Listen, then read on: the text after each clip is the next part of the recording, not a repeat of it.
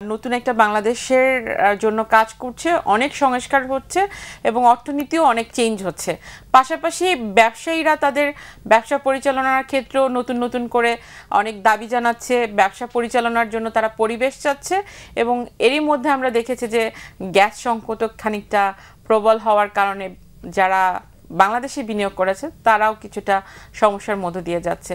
সামগ্রিকভাবে অর্থনীতির বর্তমান পরিস্থিতি কি? ধন্যবাদ। আসলে অর্থনীতিটা মিশ্র পরিস্থিতির মধ্যে দিয়ে যাচ্ছে, মানে খুব হতাশ হওয়ার কিছু নেই, আবার একই সঙ্গে যে আমাদের খুব বেশি চ্যালেঞ্জ নেই এরকমও নয়, অনেকগুলো চ্যালেঞ্জ আছে এবং আসলে এই অন্তর্বর্তী সরকার এগুলোকে মোকাবেলা করার চেষ্টা করছে, যতটা সম্ভব ম্যানেজ করে আসলে এটা করার চেষ্টা করছে। যদি বিনিয়োগের কথা বলি তাহলে সেই ক্ষেত্রে কিন্তু আমাদের একটা বিনিয়োগ সম্মেলন হয়ে গেল এবং অনেক প্রত্যাশার কথা এসছে, অনেক বিদেশি বিনিয়োগকারী তারাও একটু উৎসাহ দেখাচ্ছেন। কিন্তু একসঙ্গে এটাও সত্য যে এই বিনিয়োগ সম্মেলন হওয়ার পরে কিন্তু আবার গ্যাসের দাম বাড়ানোর যে একটা উদ্যোগ নেওয়া হয়েছে, তো সেগুলো কিন্তু আবার বিনিয়োগকারীদের হতাশ করছে। সুদের হার বেশি ব্যাংকে, সেগুলো কমানোর জন্য কোনো দিক নির্দেশনা সেভাবে আসছে না। কিন্তু অন্যদিকে আবার যদি দেখি যে রিজার্ভ পরিস্থিতি, সেটা কিন্তু ভালো হচ্ছে। তো সব মিলে কিন্তু আস্তে আস্তে চাপ মোকাবেলার জন্য কিন্তু সরকার প্রস্তুত হচ্ছে এবং আসলে সরকারের স্থিতিশীলতাও একটা গুরুত্বপূর্ণ বিষয়। মানে এই মুহূর্তে যে অন্তর্বর্তী সরকার, তো পলিটিক্যাল ওইরকম ব্যাকআপ নেই, কিন্তু তার মধ্যে থেকেও কিন্তু তারা খুব ভালোভাবে কিন্তু জিনিসগুলোকে ম্যানেজ করার চেষ্টা করছে।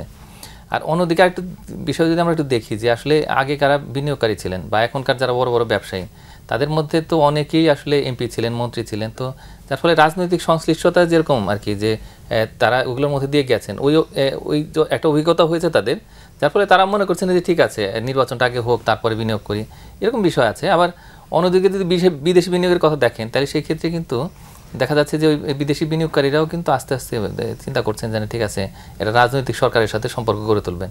এগুলো অনেক বিষয় আছে, কিন্তু একই সঙ্গে এটাও সত্য যে আমাদের তো অনেকগুলো সংস্কার কমিশন তৈরি হয়েছে, বিশেষ করে 11টা সংস্কার কমিশন, তারা কিন্তু এই প্রতিবেদন প্রায় শেষ দেওয়া। কিন্তু এর পাশাপাশি কিছু টাস্ক ফোর্স হয়েছে, কিছু আবার কমিটিও হয়েছে, শ্বেতপত্র কমিটি হয়েছে। তো সব মিলে আমি মনে করি যে অনেক কিছু এখন হচ্ছে, ব্যাংকের সংস্কার হচ্ছে, পরিবেশ তৈরি হয়ে যাবে, কিন্তু আরও অনেক কিছু করা বাকি আমাদের। তো অর্থনীতিকে একটা শক্ত বা মজবুত ভিত্তির উপরে দাঁড় করানোর জন্য আসলে ভালো বিনিয়োগ দরকার এবং একই সঙ্গে ম্যাক্রো ইকোনমিক যে ইন্ডিকেটরগুলো আছে সেগুলো আরেকটুখানি যদি স্ট্রং হয়, আর বিশেষ করে প্রবৃদ্ধির ক্ষেত্রে আমরা কিছুটা এখন হয়তো একটু হতাশাজনক অবস্থায় আছি।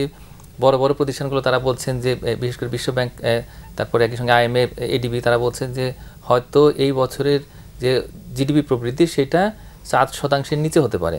তো যার ফলে এগুলো নিয়ে কিছু চিন্তা আছে, কিন্তু সব মিলে আমি মনে করি যে সরকার একটা পরিস্থিতি তৈরি করার চেষ্টা করছে যাতে বিনিয়োগকারীরা আসেন, যাতে অর্থনীতিতে গতি সঞ্চার হয়।